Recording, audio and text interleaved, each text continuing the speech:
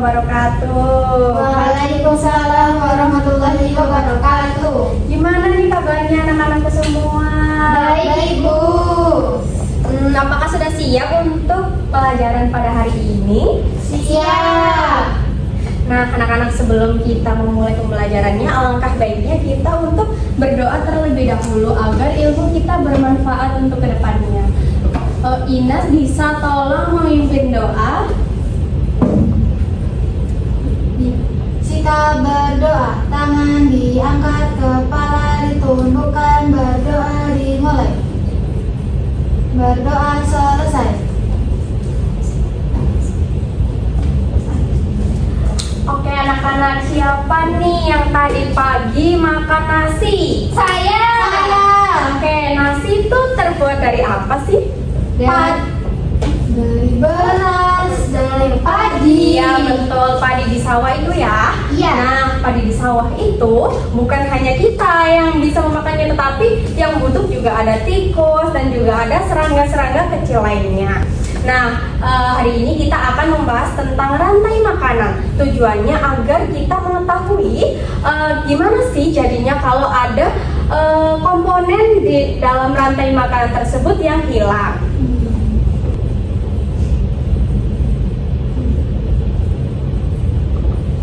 Nah, anak-anak, rantai makanan adalah proses memakan dan dimakan secara seimbang yang terjadi di dalam lingkungan kita. Ini kita lihat urutan rantai makanan ya dan komponennya. Yang pertama ada padi. Padi itu sebagai produsen. Mengapa padi sebagai produsen? Karena padi dapat menghasilkan makanannya sendiri melalui fotosintesis.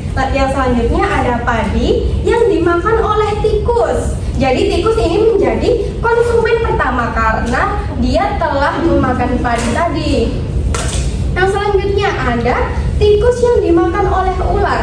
Maka ular ini adalah konsumen kedua karena telah memakan tikus. Yang selanjutnya ada ular yang dimakan oleh elang. Nah, elang ini disebut dengan konsumen ketiga.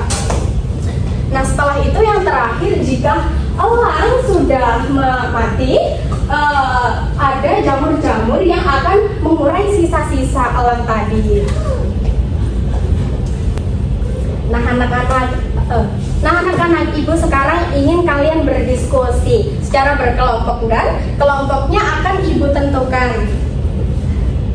Yakni Ines dengan Ica dan Izika dengan Ika. Ines kelompok 1 itu membahas tentang ular. Gimana sih dampak bagi petani yang di sawah itu jika ular tersebut itu habis semua? Ular tersebut tuh punah semua. Yang kedua, kelompok kedua itu membahas tentang elang. Gimana sih nasib elang jika ular di sawah itu punah semua atau habis karena diburu? Ibu beri waktu selama 3 menit.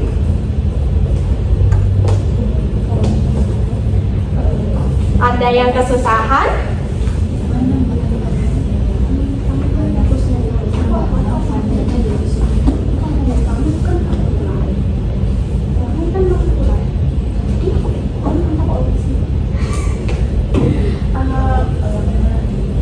Enggak, kan gimana sih nasib elang kalau ularnya hilang? Sekarang tahu hilang tidak makan. Iya.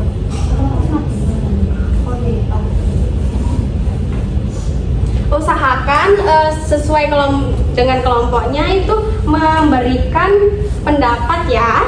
Oke, Ibu. Jangan ada yang nebeng kelompok saja. Ada yang ditanyakan? Tidak. Oke, waktunya beberapa menit lagi.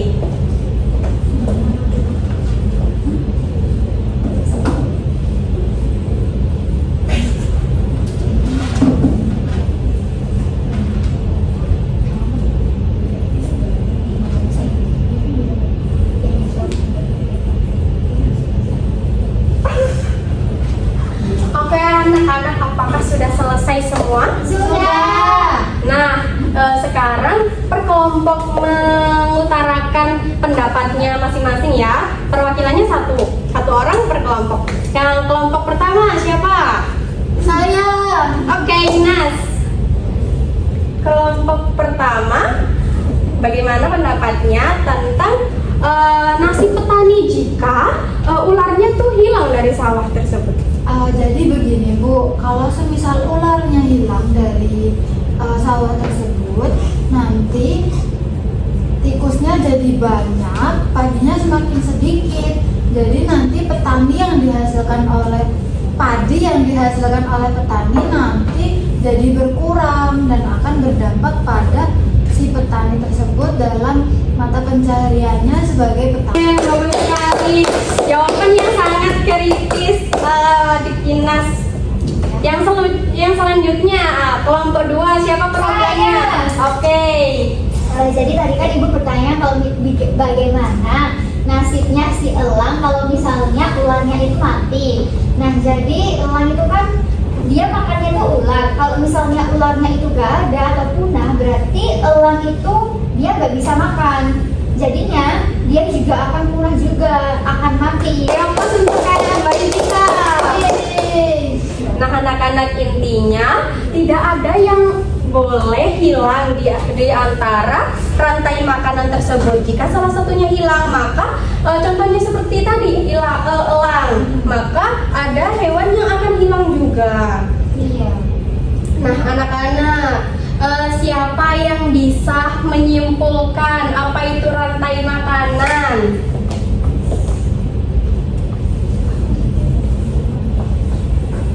Saya Bu. Oke, Inas. Rantai makanan itu intinya adalah proses makan memakan Di mana itu kejadiannya, Inas? di lingkungan. Lingkungan hidup kita.